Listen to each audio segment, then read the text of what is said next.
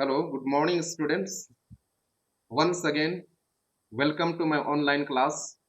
Today we will be studying from class 12th Flamingo book, poem number 4, A Thing of Beauty. First, we will study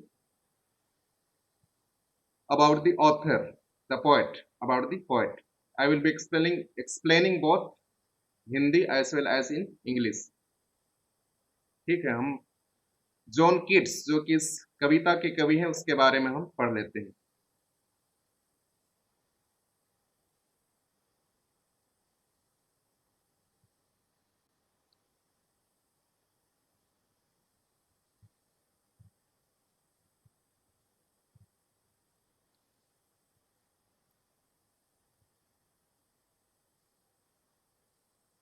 इस John Keats, 1795 to 1821, was a British romantic poet. तो John Keats जो है वह एक British romantic कवि थे. Although trained to be a surgeon, तो हालांकि उसका प्रशिक्षण हुआ था एक शल्य चिकित्सक के लिए. सर्जन का अर्थ होता है एक शल्य चिकित्सक के लिए उनका प्रशिक्षण हुआ था. इसके बावजूद भी Keats decided to devote himself wholly to poetry. इसके बावजूद भी जॉन कीट्स ने निर्णय लिया कि वह अपना पूरा जीवन wholly मतलब पूरा जीवन वह काव्य के लिए क्या करे, समर्पित करे. डिवोट का अर्थ होता है काव्य के लिए समर्पित करे. कीट्स सीक्रेट, कीट्स का जो रहस्य था, his power to sway and delight the readers, कि वो कैसे पाठकों में अपना पाठकों को प्रभावित कर सकता था, उनको उसका राज छिपा हुआ था. Primarily in his gift for perceiving the world, कि वह दुनिया को किस तरह से वो स्वीकार करता था. And living his moods and aspirations in terms of language, और वह किस तरह से अपनी मनोदशा को और अपना जो आकांक्षा है एस्पिरेशन, उसको वह भाषा के रूप में जीता था. The following is an excerpt, तो ये जो हम इस कविता में पढ़ने जा रहे हैं ये उसी का कुछ अंश है. फ्रॉम हिज पोएम एंडमियन, उसके जो कविता है एंडमियन अ पोएटिक रोमांस, उसी का ये भाग है. एंडमियन अ पोएटिक रोमांस, उसी का ये कुछ अंश है जो हम अभी पढ़ने जा रहे हैं. The poem is based on a Greek legend, तो ये जो पोएम है, कविता है, आधारित है, बेस्ड मतलब आधारित है, ऑन अ ग्रीक लेजेंड, एक यूनानी, ग्रीक का अर्थ होता है यूनानी, लेजेंड पौराणिक कथा पर, एक पौराणिक कथा पर वह आधारित है. इन विच, जिसमें कि Endymion a beautiful young shepherd and poet who lived on mount Latmus, जिसमें कि एक सुंदर नौजवान शेफर्ड का अर्थ होता है सुंदर और नौजवान,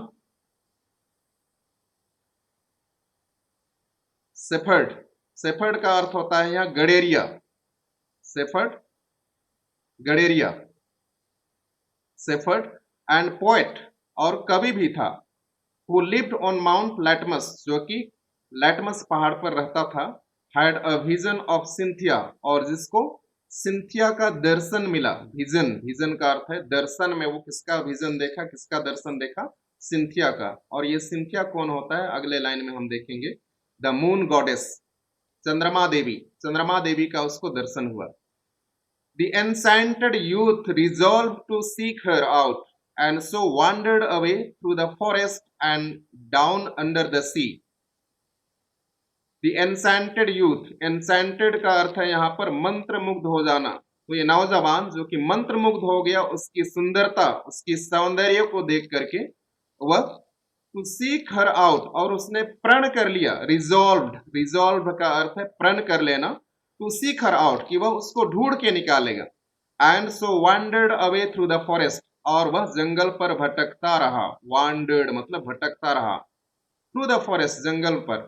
and down under the sea, और समुद्र के नीचे भी चला गया. तो इस तरह से हमने कवि के बारे में सुन लिया, और ये कविता जिसमें कि एक यूनानी पौराणिक कथाओं के बारे में बताया गया, उस पर भी हमने वर्णन कर लिया. फिर आगे हम देखते हैं पोएम. बिफोर यू रीड, इससे पहले कि हम ये कविता पढ़ें, What pleasures does a beautiful thing give us? तो सौंदर्य या सुंदरता की चीजें हमको क्या आनंद देती है? प्लेजर, प्लेजर का अर्थ होता है कि हमको सुंदरता की चीजें हमको क्या कौन से आनंद देती हैं। Are beautiful thing worth treasuring? क्या ये सुंदर चीजें को हमको रखने की जरूरत है?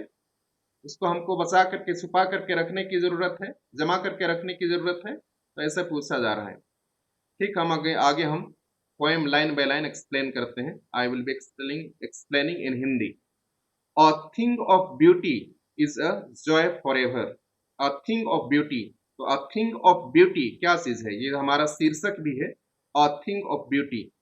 तो थिंग ऑफ ब्यूटी कोई भी चीज जो कि सुंदर है, वह कोई कुछ भी हो सकता है।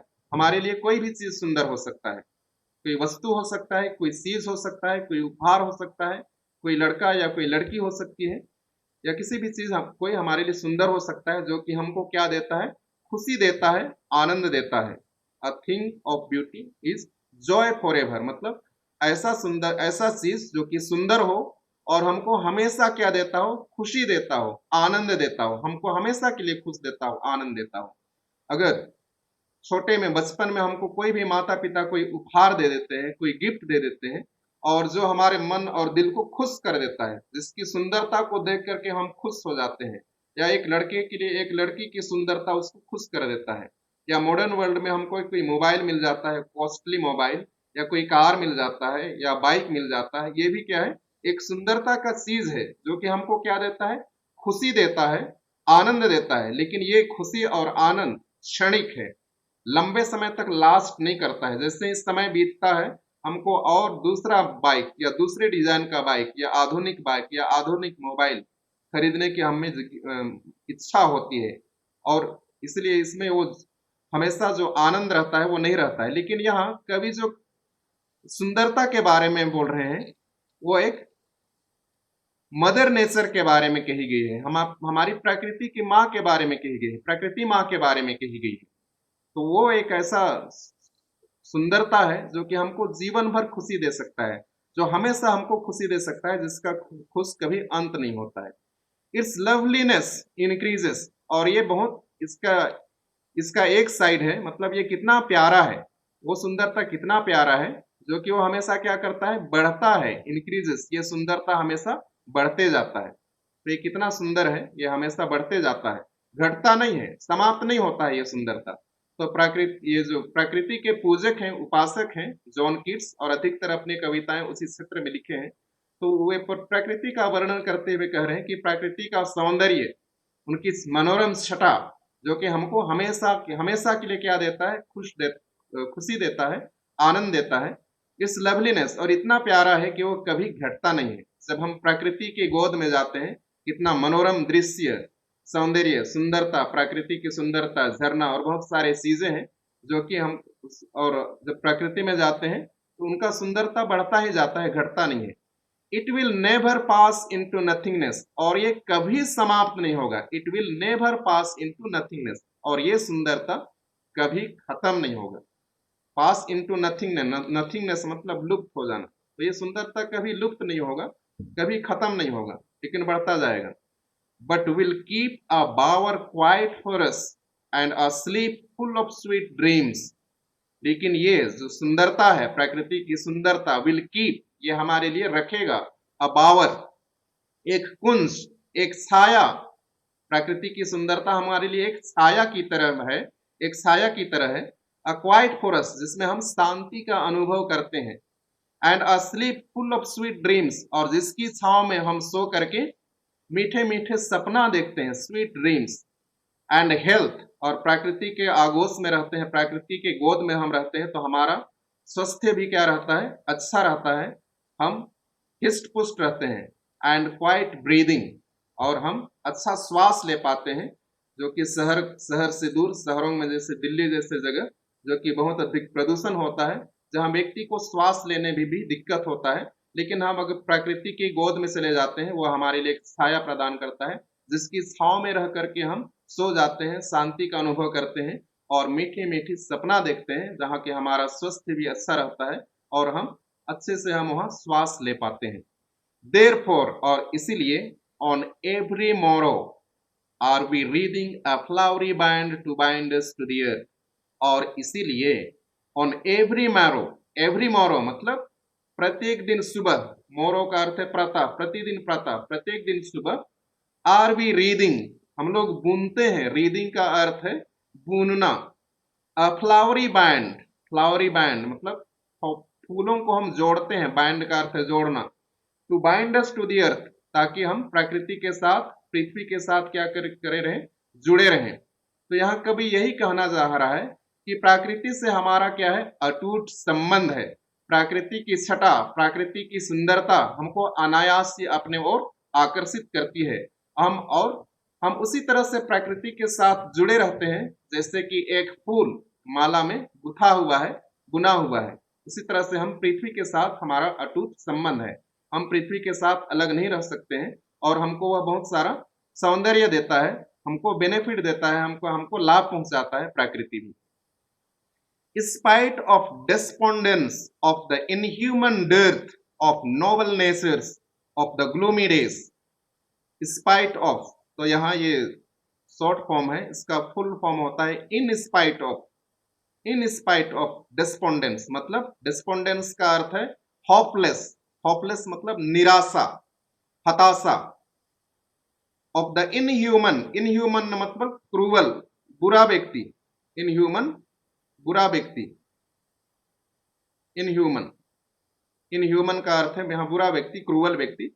डर्थ शॉर्टेज, स्कैर्सिटी या तो कोई कमी। ऑफ नोबल नेचर्स मतलब अच्छे व्यक्ति जो कि दूसरों का ख्याल करते हैं, दूसरों का चिंता करते हैं, ऑफ नोबल्स। तो स्पाइट ऑफ डिस्पोंडेंस तो हताशा निराशा के बावजूद, ऑफ इनह्यूमन डेथ क्रूवल व्यक्ति और अच्छे लोगों की कमी के बावजूद, ऑफ द ग्लोमी डेज मतलब ग्लोमी का अर्थ है अंधकार, तो अंधकार भरे दिनों के बावजूद, of all the unhealthy and over darkened ways और इन सब के बावजूद भी अनहेल्दी एंड यह शॉर्ट फॉर्म है, इसका अर्थ होता है, ये शॉर्ट फॉर्म है ओवर का, over darkened ways made for our searching. तो भगवान ने प्रकृति के रूप में हमको बहुत सारा धनी खनिज पदार्थ या प्रकृति का जो सौंदर्य है, बहुत सारा चीज प्रकृति के रूप में हम प्रत्येक को भगवान ने दिया हुआ है, मानव जाति को वो दिया हुआ है।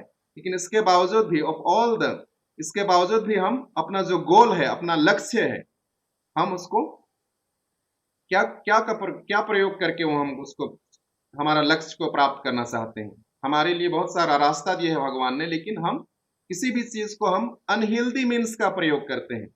मान लो हम धनवान व्यक्ति बनना चाहते हैं, धन प्राप्त करना चाहते हैं, लेकिन उसको भी धन प्राप्त करने के लिए भी हम कई तरह से अनहेल्दी मीन्स का प्रयोग करते हैं, शॉर्टकट का प्रयोग करते हैं, ताकि हमको आसानी से बिना काम किए, बिना परिश्रम किए वो धन मिल जाए, चाहे चोरी करके या डकैत करके या लूट करके। तो ये सभी क्या है, अनहेल्दी मीन्स या बुरी तरीके से हम मतलब धन कमाते हैं, इसी को कहा गया है अनहेल्दी मीन्स। या तो परीक्षा के संबंध में भी हम परीक्षा फर्स्ट डिवीजन में पास होना चाहते हैं, लेकिन अनहेल्दी मीन्स का प्रयोग करते हैं, मतलब हम चीटिंग करते हैं, चुटका प्रयोग करते हैं, या और इस तरह से हम परीक्षा पास करना चाहते हैं। तो इसी को कहा गया है, भगवान ने हमको अपार मतलब प्राकृतिक संपदा दिए हैं और इसी का प्रयोग करके हमको परिश्रम करके मेहनत करके आगे बढ़ना है। लेकिन हम शॉर्टकट अपनाना चाहते हैं, हम जल्दी धनवान व्यक्ति बनना चाहते हैं, या अपना जो भी लक्ष्य रहता है उसको हम दूसरे तरीके से अनहेल्दी मीन्स या तो डार्क एंड वेस या बुरे तरीके से हम हमारा लक्ष्य को प्राप्त करना चाहते हैं। मेड फॉर आवर सर्चिंग मतलब जो कि हम हमारा लक्ष्य को इनका उपयोग करके हासिल करना चाहते हैं। यस मतलब यहाँ हाँ, तो कभी का यह टोन बदल जाता है, वो कह रहा है कि हाँ ये सब तो है हमारे जिंदगी में, हमारी जिंदगी में क्या है, निराशा है, इनह्यूमन है, क्रूअलिटी है, बुरे लोग हैं और अच्छे लोगों की कमी है, हम लोगों का दिन अंधकार में है और हम कई बुरे चीजों का प्रयोग करके हमारा लक्ष्य को प्राप्त करना चाहते हैं। हाँ ये सब है, मानता हूँ ये सब चीजें हैं, लेकिन इसके बावजूद भी, इन स्पाइट ऑफ ऑल, इन सब के बावजूद, वो कभी भी मानता है, लेकिन इन सब के बावजूद भी, of all, some shape of beauty moves away the pall from our dark spirits। तो यहाँ पर आकर के फुल स्टॉप मतलब एक लंबा वाक्य था वहां शुरू से लेकर के, अभी यहाँ पर फुल स्टॉप होता है। तो कवि यही कह रहा है कि मैं मानता हूं कि ये सभी है हमारी जिंदगी में, लेकिन इन सब के बावजूद भी सम शेप ऑफ ब्यूटी, सुंदरता के, प्रकृति का कुछ ऐसे एलिमेंट हैं, ऐसे तत्व हैं जो कि मूव्स अवे द पॉल, जो कि वो मूव्स अवे मतलब हटा देता है, द पॉल, पॉल मतलब हमारे जिंदगी में जो काले बादल हैं, पॉल का अर्थ है काले बादल का आवरण, पॉल का अर्थ होता है आवरण, तो हमारे जीवन में भी काले बादल का आवरण है। फ्रॉम आवर डार्क स्पिरिट्स, हमारी आत्मा में जो काले बादल का आवरण है या तो हमारा अंधकार से ढका हुआ है, उस अंधकार को, उस अंधकार को प्रकृति का सौंदर्य भी क्या करता है, हटा देता है। तो ये यही कह रहा है कविता, यही कवि यही कहना चाहता है कि हमारी जिंदगी में बहुत हताशा निराशा है, दुख तकलीफ है, बहुत सारे बुरे लोग हैं और अच्छे लोगों की कमी है। हम लोगों का दिन हमेशा अंधकार में लगता है, या हम बुरे चीजों का उपयोग करके हम अपना लक्ष्य को प्राप्त करना चाहते हैं, और जिसके कारण से हमारा आत्मा अंधकार में हो गया है, हमारा आत्मा को क्या हमारे आत्मा में काले बादल छा गए हैं। लेकिन इन सब को दूर करता है कौन? प्रकृति का सौंदर्य, प्रकृति की सुंदरता।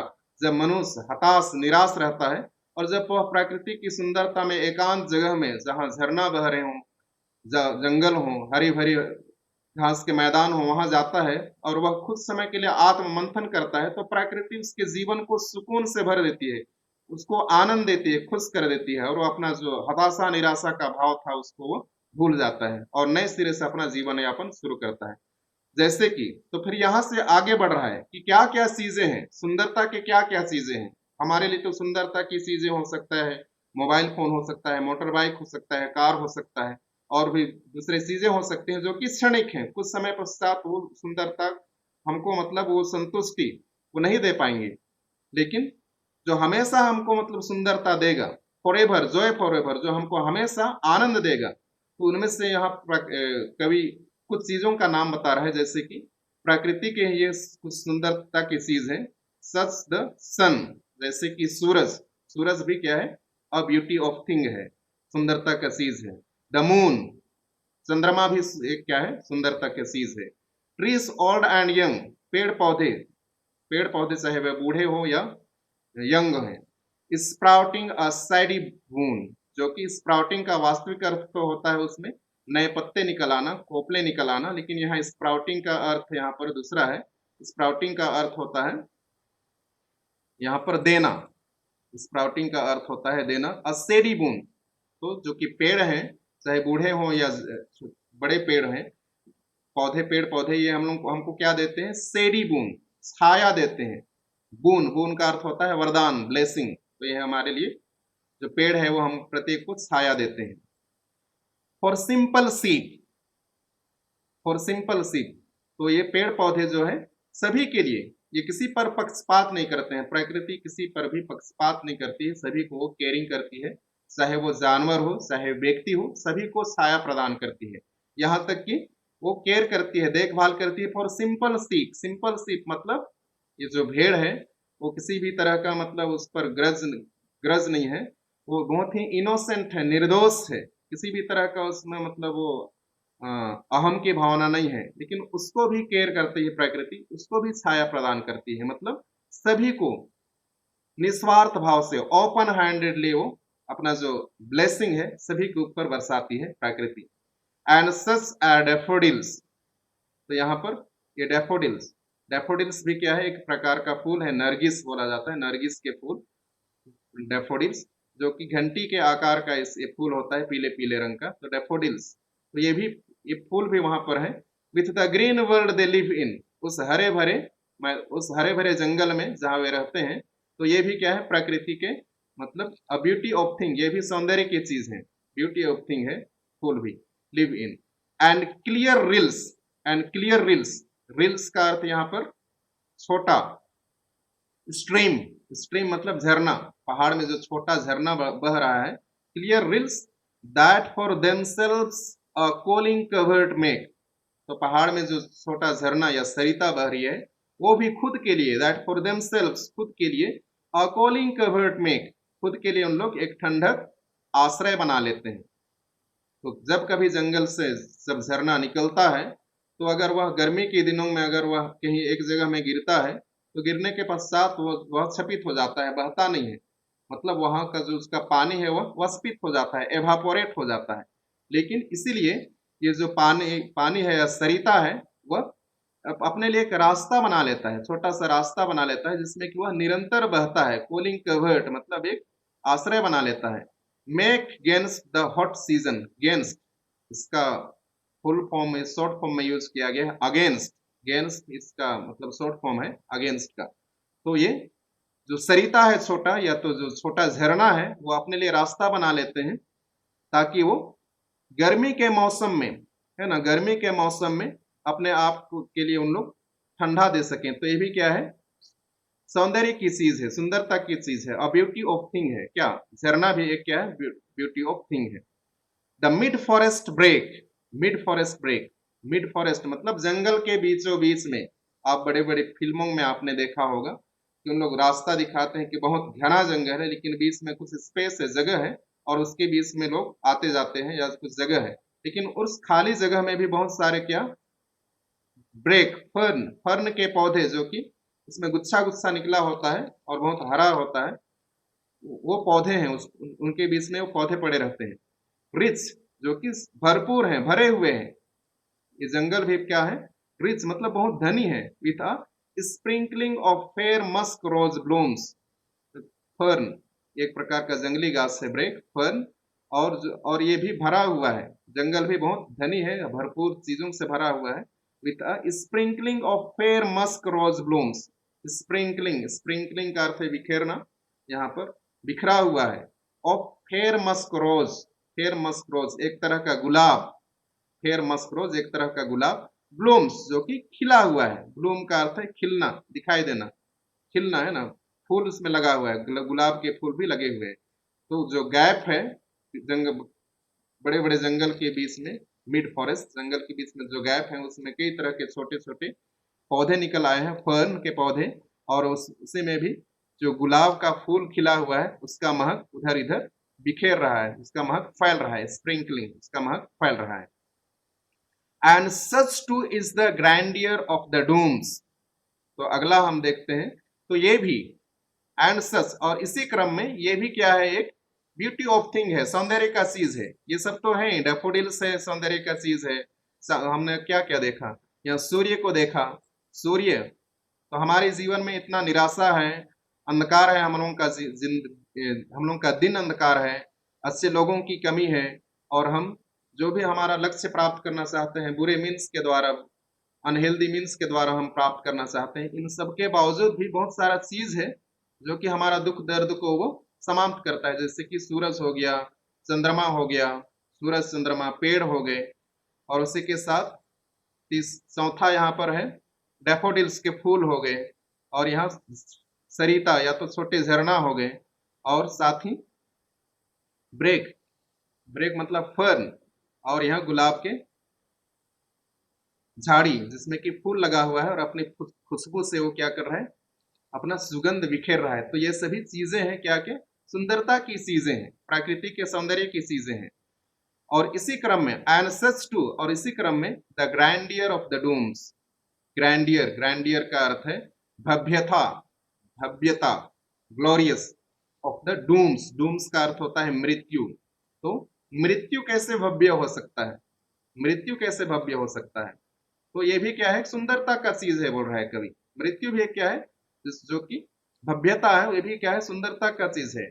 We have imagined for the mighty dead, शायद हमने कल्पना किया है बड़े बड़े वीरों के मृत्यु, मृत्यु के बारे में हमने सुना है, बड़े बड़े लोगों के जो कि वीर सपूत शहीद हो गए हैं हमारे देश के लिए, उनके बारे में हमने सुना है। तो वो भी क्या है, एक ब्यूटी ऑफ थिंग है, वो भी सौंदर्य का चीज है। कैसे वो सौंदर्य का चीज है, ग्रैंडियर ऑफ द डूम्स, क्योंकि उन्होंने बहुत बड़ी बड़ी उपलब्धियां हासिल की हैं, बहुत बड़ी बड़ी उपलब्धियां हासिल की हैं, हमारे देश के लिए उन लोग शहीद हो गए हैं, लेकिन उनके बारे में बहुत सारे पुस्तकों में लिखा गया है जिसको कि लाखों लोग, हजारों लोग उसको पढ़ते हैं, और पढ़ने के पश्चात उससे प्रेरणा लेते हैं, शिक्षा लेते हैं, अपने जिंदगी को, उनके जीवन का जो उन्होंने उपलब्धियां हासिल की हैं, उन्होंने जिंदगी जिया है, उसी के अनुसार जीने का प्रयास करते हैं। तो इसीलिए उनका जीवन भी हमारे लिए क्या है, प्रेरणा है, जो हमको क्या करता है, आगे बढ़ने में हमको मदद करता है। ऑल लवली टेल्स, उन सभी कहानियां दैट वी हैव रेड और हर्ड, तो वे सभी कहानियां जिसको हमने पढ़ा है या जिसको हमने बचपन से लेकर के आज तक सुने हैं, वे सभी कहानियां हम भी क्या है, एक थिंग ऑफ ब्यूटी है, सुंदरता की चीजें हैं। And endless fountain of immortal dream, वे सभी क्या है, एंडलेस फाउंटेन। एंडलेस मतलब जो कभी खत्म नहीं होगा।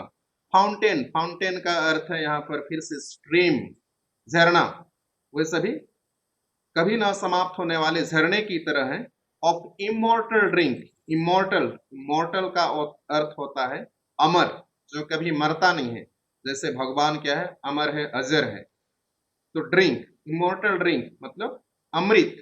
इमोर्टल ड्रिंक को हम एक शब्द में कह सकते हैं अमृत। तो ये सभी हमारे लिए क्या है, एक झरने के समान है जो कि कभी समाप्त नहीं होगा।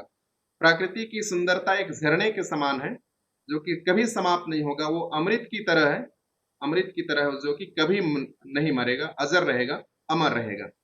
पोरिंग इनटू अस, और जो हम पर उड़ेला जा रहा है। पोरिंग, पोरिंग का अर्थ होता है उड़ेलना। इनटू अस, हम प्रत्येक पर उड़ेला जा रहा है।